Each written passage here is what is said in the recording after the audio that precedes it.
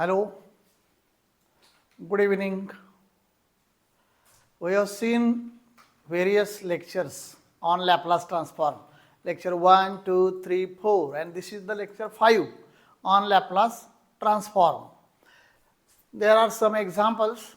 Also, we have seen several examples relating to Laplace transform. These are the some simple examples which are also important for our examination. Let us see one by one examples. Okay, we know that standard results आपल्याला सर्वांना माहिती आहेत. ते results मी तुम्हाला पाठीमागे दिलेले आहेत. त्या रिझल्ट्सचा वापर करूनच ही एक्झाम्पल सोडवायची आहेत. अवघड काही नाही आहे, फक्त तिथं लक्ष देऊन करावं लागतंय, बघायला लागतंय. आता हे प्रूव्ह दॅट काय म्हणलंय, integral from 0 to infinity sin t upon T D T is equal to π/2. खरं तर इथं कुठेही लॅप्लास ट्रान्सफॉर्म दिसत नाही आहे, पण इव्हॅल्युएट सारखं वाटतंय. तर ते लॅप्लास ट्रान्सफॉर्मचं एक्झाम्पल आहे. कसं काय बरं बघूया आपण. तर आपल्याला हा एक रिझल्ट पाठीमागे मी लिहून दिलेला आहे. इथं p टू इन्फिनिटी किंवा x टू इन्फिनिटी, तुम्ही असं s टू इन्फिनिटी लिहू शकता. तर हे फॉर्म्युला आहे आणि आपल्याला याच्यामध्ये हे बसवायचं आहे. कसं बसवतोय, पहिल्यांदा आपण साइन टी हे फंक्शन आहे. तर मी काय करतो, take F of T is equal to sine T असं घेतो. त्यामुळे एल ऑफ साइन टी काय आहे ते बघूया आपण. काय एल ऑफ साइन टी आपल्याला माहिती आहे. L of sine A T किती असतो, साइन ए टीचा formula L of sine A T A upon P square plus A square. काय फॉर्म्युला म्हणायचं, ए upon P square plus A square.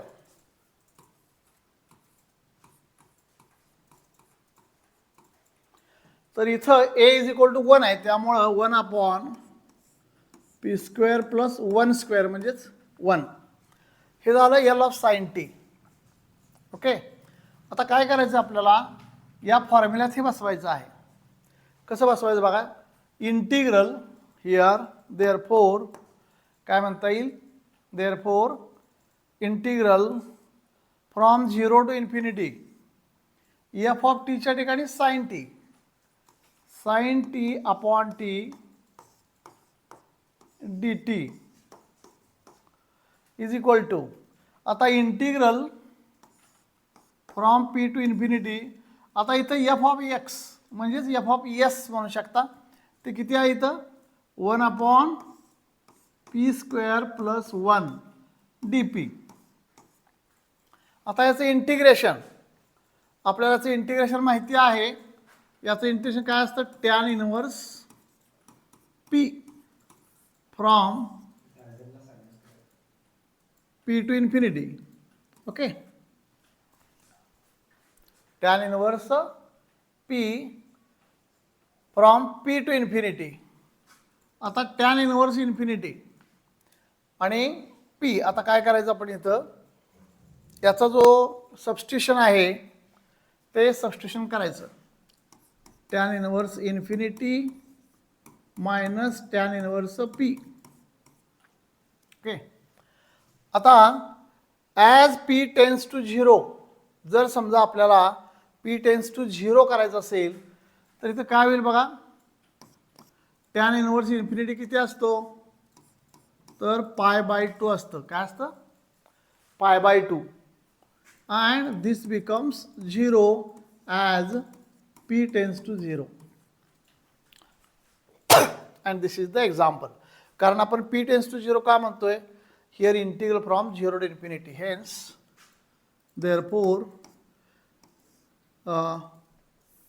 Integral from 0 to infinity sin t अपॉन t dt is equal to π/2.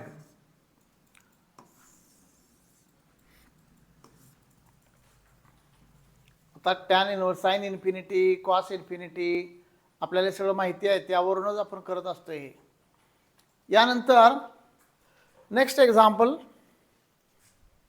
Prove that integral from 0 to infinity T E raise to -3t sin t dt. आता हे जे example आहे यासाठी हा formula आपल्या लक्षात असला की होते. हे फॉर्म्युला आपल्याला आहे अगोदर झालेला, हा मल्टिप्लिकेशन पॉवर ऑफ टी यावर आधारित फॉर्म्युला आहे. मल्टिप्लाय पॉवर ऑफ टी, तर टीच्या पॉवरवर हे अवलंबून आहे. तर टी दिसतंय म्हणून हे टी वापरायचं, हा फॉर्म्युला वापरायचा. इथं टी आहे म्हणून हा फॉर्म्युला वापरतोय आपण. तर इथं एफ ऑफ टी हा सुद्धा इथं साइन टी दिसतोय. ओके, आणि एल ऑफ साइन टी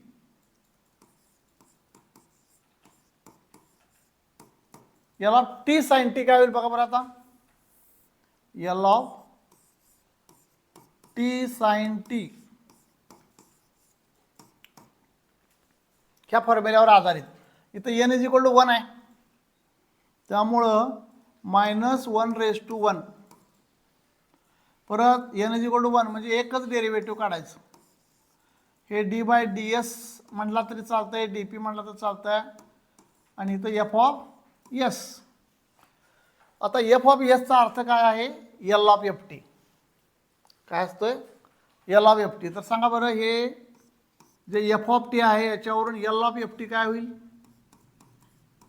आत्ताच अशा प्रकारचा फॉर्म्युला केलेला होता आपण. साइन टी 1/p² + 1 किंवा 1/s² + 1 असा याचा अर्थ होतो. साइन एटीचा लॅपलास म्हणजेच L of sine AT. Sine T हे पी एस, इथं यस म्हणले तर यस घ्या, आपण इथं यस घेतलं तरी चालतं. इथं यस घेऊया म्हणजे काय होईल, आपल्याला सुद्धा सिम्बॉलमध्ये गोंधळ नको. इथं s² + 1 लिहिलं. ठीक आहे. आता काय करायचं आहे, यात पुट करायचं, कारण हे एफ ऑफ एस असतंय. काय असतंय, एफ ऑफ एस म्हणजेच हे. तर इथे व्हॅल्यू पुट करूया. -1/1 डी बाय डी एस, नाही का, डी बाय डी एस, कारण एन इज इक्वल टू 1 म्हणलं आपण. आणि एफ ऑफ एस किती आहे, 1/s² + 1. तर याचं डेरिव्हेटिव्ह काय येईल, डेरिव्हेटिव्ह मायनस आहे, आणि याचं डेरिव्हेटिव्ह बघा -1/s² + 1 ब्रॅकेट स्क्वेअर. काय झालं, -1/s² + 1 ब्रॅकेट स्क्वेअर. आणि s² चं डेरिव्हेटिव्ह काय, 2s.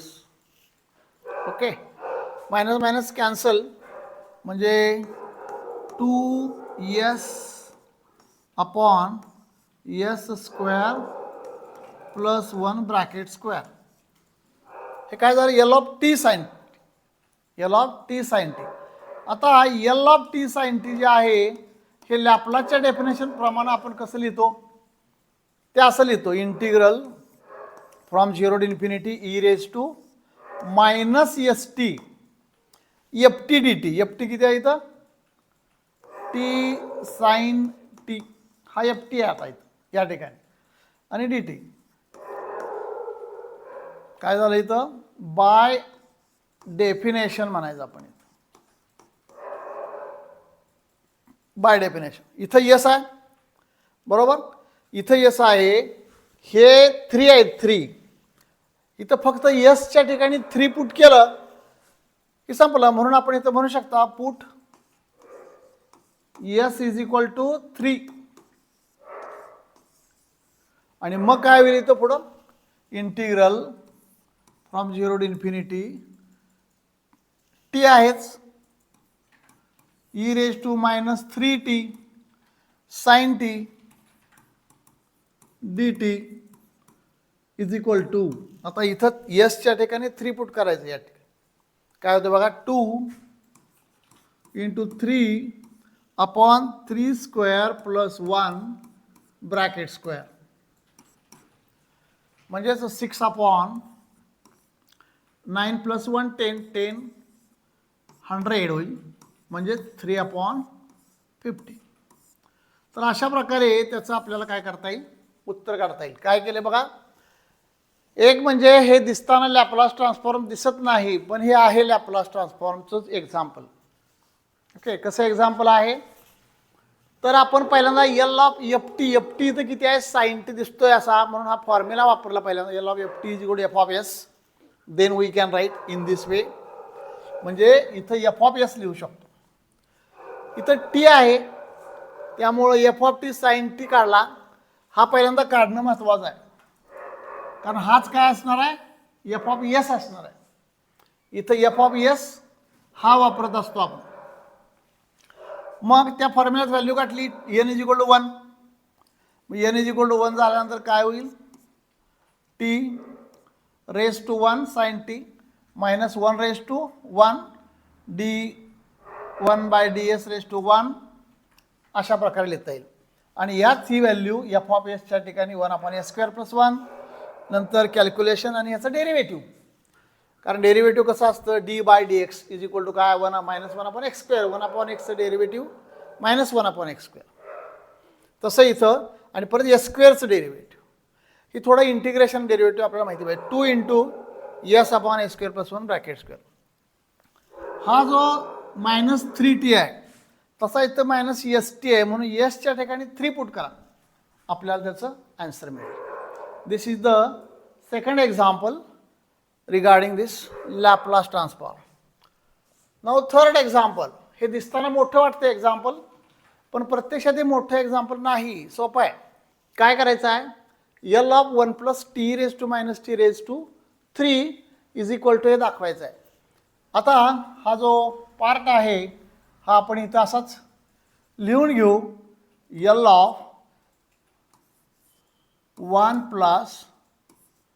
t⁻³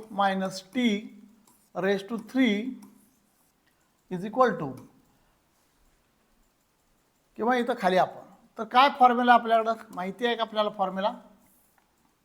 तर आपल्याला एक फॉर्म्युला असतो, तो हा फॉर्म्युला x + y ब्रॅकेट³ म्हणजे काय, x³ + 3x² + 3xy² + y³ असा एक अल्जेब्रिक आपला फॉर्म्युला आहे. या फॉर्म्युल्यामध्ये हे व्हॅल्यू पुट करायच्या, x इज इक्वल टू 1 आणि y is equal to t⁻⁻t.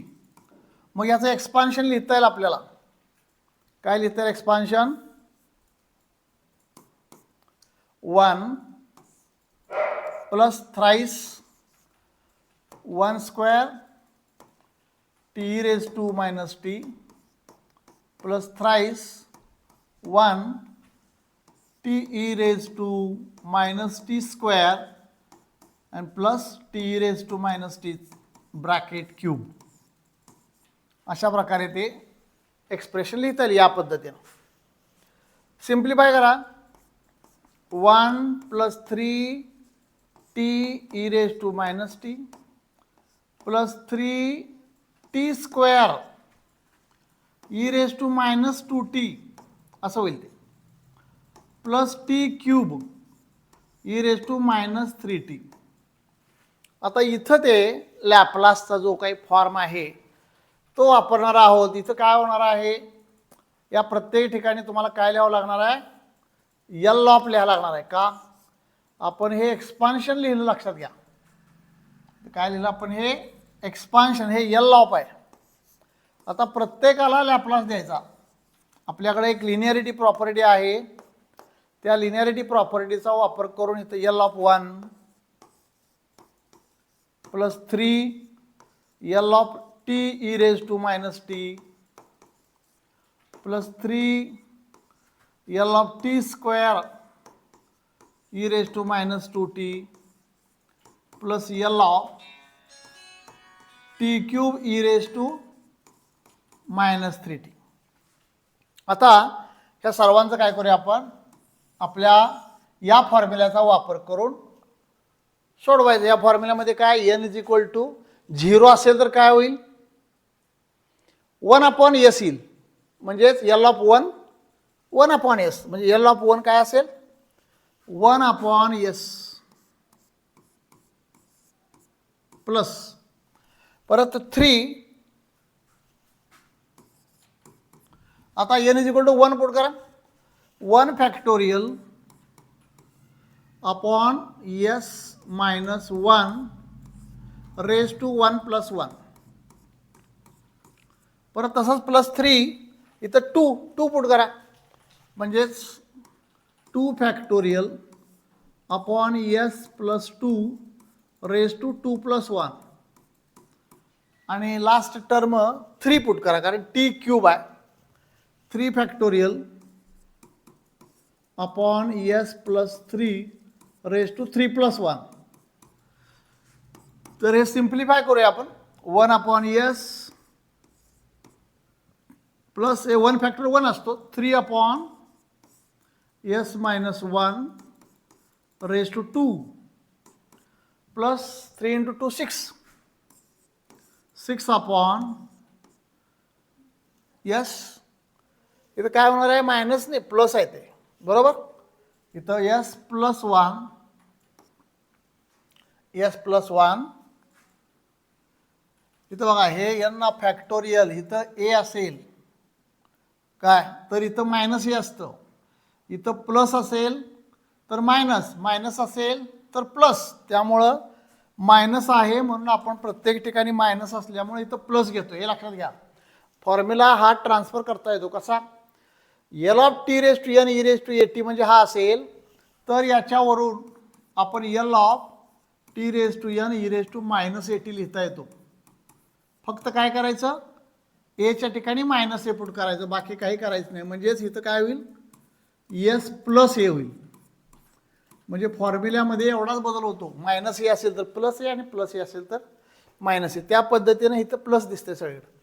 6 upon S plus 2 raise to 3 आणि याचंही 6 upon S plus 3 raise to 4 and this is R H S. असे आपण आर एच एस ही जी एल एच एस आहे ह्या L H S वरून आपल्याला काय सांगता येईल आर एच एस प्रूव्ह करता येईल. दिस इज द एक्झाम्पल. ओके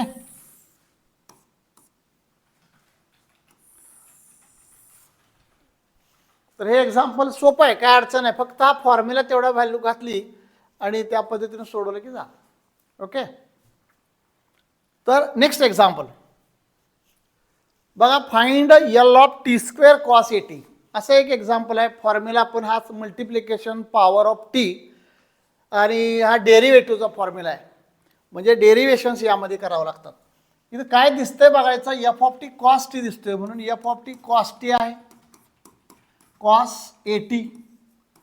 आता L of F of T काय असेल हे जरा काढूनच ठेवायचं. जसं आपण एल ऑफ साइन ए टीला काय लिहिलं होतं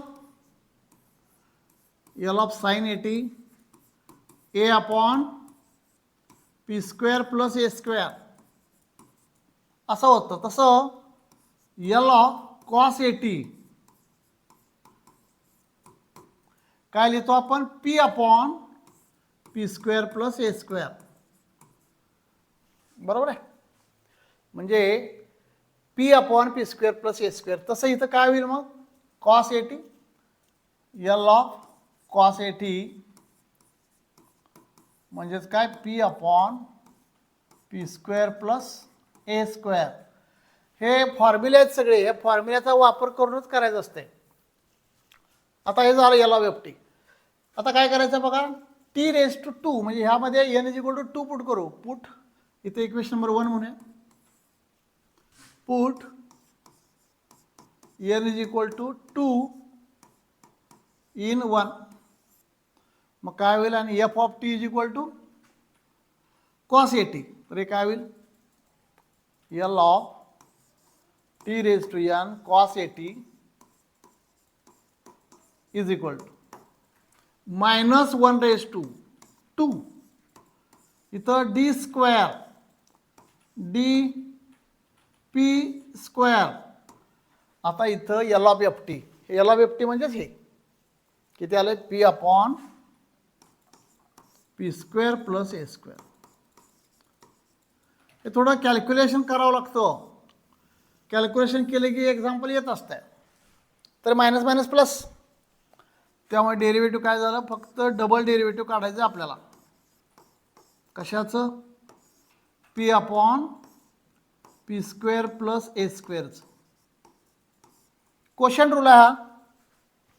कोशंट रूल सर्वांना माहिती आहे, तो असा फॉर्म्युला आहे त्याचा, D of U of V म्हणजे V D U minus U D V upon V square. शॉर्टमध्ये मी लिहिला आहे, ॲक्च्युली डेरिवेशन्समध्ये लिहितात तो. तर इथं खालचं इंटू वरच्याचं डेरिव्हेटिव्ह वजा वरचं इंटू खालच्याचं डेरिव्हेटिव्ह आपण खालच्याचा स्क्वेअर, अशा प्रकारचा हा फॉर्म्युला आपण इथं वापरायचा आहे. म्हणजेच काय बघा, इज इक्वल टू पहिल्यांदा डी बाय डी पी एकच काढूया, एक डेरिव्हेटिव्ह काय होईल, P square plus A square bracket square, P square plus A square bracket square, आणि मग P square plus A square इथं येईल into derivative of P is 1 minus P into derivative of P square is 2p. म्हणजे काय येईल बघा, D by D P P square plus A square minus 2p square म्हणजे ए square minus P square, आणि खाली काय, P square plus A square bracket square. अशा प्रकारे काय होईल, फर्स्ट डेरिव्हेटिव्ह. आता आणखीन एक डेरिव्हेटिव्ह काढायचा आहे, तर तोच फॉर्म्युला वापरायचा, formula quotient formula again apply असं म्हणू आपण.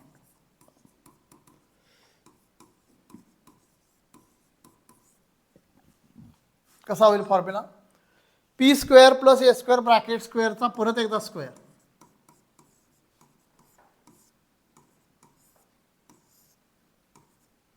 P square plus A square bracket स्क्वेअरचा परत एकदा स्क्वेअर, परत आहे P square plus A square इथं bracket square into derivative of A square minus P square म्हणजेच मायनस 2p मायनस परत वरचा आहे तसं लिहायचं ए स्क्वेअर मायनस पी स्क्वेअर, आणि आता खालच्याचं डेरिव्हेटिव्ह म्हणजे याचं डेरिव्हेटिव्ह काय होईल, 2 into P square plus A square आणि परत पी स्क्वेअरचं डेरिव्हेटिव्ह 2p. असं थोडं कॅल्क्युलेशन व्यवस्थितपणे करायचं, कुठलेही व्हेरिएबल्स मिस करायचे नाहीत, काय प्रॉब्लेम येत नाही, फक्त सिम्प्लिफाय व्यवस्थित करा. ह्याचं काय होतं बघा, इथं P square plus A square bracket square, इथं P square plus A square, आणि इथं एक आहे पी स्क्वेअर, म्हणजे आपण हे कॉमन काढून कॅन्सल करू शकतो. काय कॅन्सल होते बघा, हा एक कॅन्सल होईल कॉमन घेतल्यानंतर, ह्यातला हा फक्त कॅन्सल होईल, वरचा जाईल, आणि ह्यातला एकच जाईल कॅन्सल. म्हणजे काय काय राहत आहे, P square plus A square minus 2p, इथं minus A square minus P square 4p upon इथं फक्त एकच राहील म्हणजे P square plus A square raise to 3 राहील, 4च्या ऐवजी 3 राहील कारण एक गेला कॅन्सल झाला. आणि मग याचा आणखीन सिम्प्लिफिकेशन काय होते का बघायचं आणि करायचं, that is the answer. Okay, तर by taking common as A 2p common घेतला आपण, मग काय होईल आतमध्ये minus P square minus A square, इथलं 2p बाहेर म्हणजे फक्त 2 आतमध्ये आहे, तर मायनस 2a स्क्वेअर आणि minus minus plus 2p square बरोबर, आणि divided by P square plus A square bracket raise to 3. इथं काय केलं आपण, 2 आणि p कॉमन घेतला 2p, त्यामुळे इथं काहीच राहिलं नाही, फक्त मायनस राहिलं. इकडं मात्र 2 राहिलं, ते 2 आतमध्ये देऊन टाकलं. आता बघा कॅल्क्युलेशन करून काय होईल, आतमध्ये 2p into bracket minus P square plus 2p square म्हणजे प्लस p स्क्वेअर, इथं minus A square minus 2a square minus 3a square and divided by as it is, and this is the answer of this problem. Okay, and last example, एक शेवटचं उदाहरण आज आपण बघूया की काय म्हणले बा इव्हॅल्युएट. पण इथं सुद्धा कुठं लॅपलास शब्द दिसत नाहीये, तो आपण शोधायचं. काय दिसतंय बघा, वरचं काय दिसतंय, f of T is equal to e raise to minus T minus E raise to minus 3t असं म्हणायचं. मग काय होईल, एल ऑफ एफ टी किती होईल, L of e raise to minus T minus E raise to minus 3t. आत्ताच आपण असं उदाहरण बघितलेलं आहे, त्यामुळे हे लगेच करता येईल.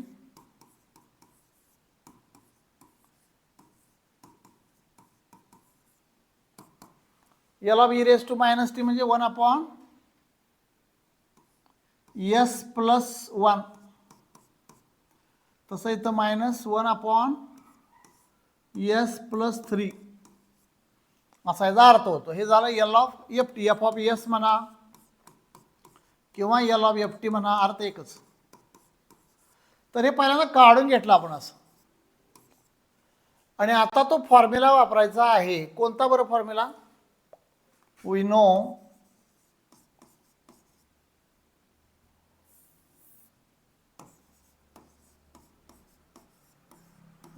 that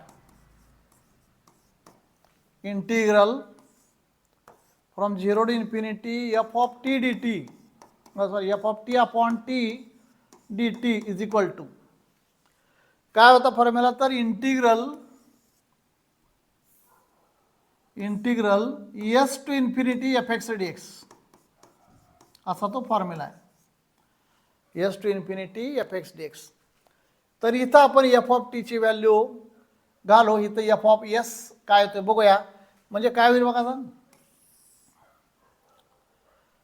integral from 0 to infinity F of T किती, E raise to minus T minus E raise to minus 3t upon T D T is equal to okay.